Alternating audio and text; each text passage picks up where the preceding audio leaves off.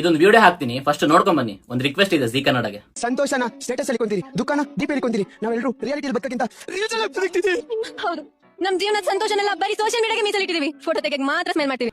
ನನ್ಗೆ ಈ ಕಂಟೆಸ್ಟೆಂಟ್ ಗಳನ್ನ ಕರ್ಸಿರೋದ್ರಲ್ಲಿ ಏನೂ ಕಂಪ್ಲೇಂಟ್ಸ್ ಇಲ್ಲ. ಪಾಪ ಅವ್ರೇನ್ ಮಾಡ್ತಾರೆ, ಇವ್ರಾಗಿ ಅವ್ರ ಹತ್ರ ಹೋಗಿರ್ತಾರೆ, ಬನ್ನಿ ಒಂದು ಪರ್ಫಾರ್ಮೆನ್ಸ್ ಮಾಡಿ ಅಂತ. ಸೊ ಅವ್ರಿಗೆ ಒಂದು ಚಿಕ್ಕಿರೋ ಚಾನ್ಸ್ ಅಂತ ಹೇಳಿ ಅವ್ರು ಬಂದಿರ್ತಾರೆ, ಒಂದು ಪರ್ಫಾರ್ಮೆನ್ಸ್ ಕೊಟ್ಟು ಹೋಗಿರ್ತಾರೆ. ಸೊ ನಾನು ಅವ್ರ ಬಗ್ಗೆ ಏನೂ ಮಾತಾಡಲ್ಲ.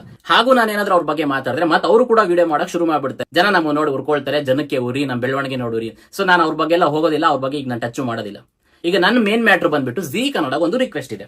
ಏನಿಲ್ಲ, ನೀವು ಜೀ ಕನ್ನಡದವರು ಯಾಕೆ ಒಂದು ಗೈಡ್ಲೈನ್ಸ್ ಅಂತ ಕೊಡಬಾರ್ದು? ಒಂದು ಸೆಟ್ ಆಫ್ ಗೈಡ್ಲೈನ್ಸ್ ರೂಲ್ಸ್ ಇರುತ್ತಲ್ಲ, ಅಂದ್ರೆ ಒಂದು ಕ್ರೈಟೇರಿಯಾ, ಏನೇನ್ ಮಾಡಿದ್ರೆ ನೀವು ಅವಕಾಶನ ಕೊಡ್ತೀರಾ ಅಂತ ಹೇಳಿ ಒಂದಿಷ್ಟು ಸೆಟ್ ಆಫ್ ಗೈಡ್ಲೈನ್ಸ್, ಅದೊಂದಿಷ್ಟು ಸೆಟ್ ಆಫ್ ಕ್ರೈಟೇರಿಯಾ ಕೊಟ್ಬಿಟ್ರೆ ಸೊ ಪಾಪ ನಮ್ಮ ಹುಡುಗರು ಅದನ್ನೇ ಫಾಲೋ ಮಾಡ್ತಾರಲ್ವಾ. ಅಂದ್ರೆ ನಿಜವಾದ ಟ್ಯಾಲೆಂಟ್ಸ್ ಯಾಕೆ ಸುಮ್ಮನೆ ವರ್ಷಾನ್ಗಟ್ಲೆ ಪ್ರಾಕ್ಟೀಸ್ ಮಾಡ್ಕೊಂಡು ವರ್ಷಾನ್ಗಟ್ಲೆ ಕಷ್ಟಪಟ್ಟು ಪಾಪ ಎಷ್ಟೊಂದು ಟ್ರೈ ಮಾಡ್ತಾರಲ್ವಾ ಈ ತರದೊಂದು ಅವಕಾಶಗಳಿಗೆ.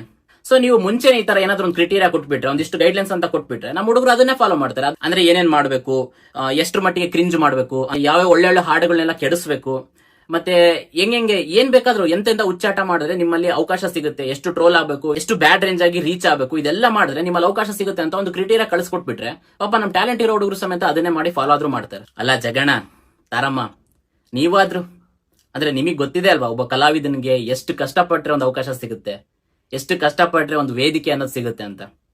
ಸೊ ಚಾನಲ್ ಅವ್ರೇನೋ ಅವ್ರ TRPಗೋಸ್ಕರ, ಅವ್ರ ಬಿಸ್ನೆಸ್ಗೋಸ್ಕರ ಏನೋ ಕರ್ಕೊಂಡ್ ಬರ್ತಾರೆ, ಏನೋ ಒಂದು ಮಾಡಿಸ್ತಾರೆ. ಆದ್ರೆ ನೀವು ಆ ಜಾಗದಲ್ಲಿ ಕೂತ್ಕೊಂಡು ನೀವು ಸಮೇತ ಇದನ್ನ ತಡೆದಿಲ್ಲ ಅಂದ್ರೆ, ನೀವು ಕೂಡ ಇದಕ್ಕೆ ಸಪೋರ್ಟ್ ಮಾಡಿದ್ರೆ ಏನ್ ಹೇಳೋದು?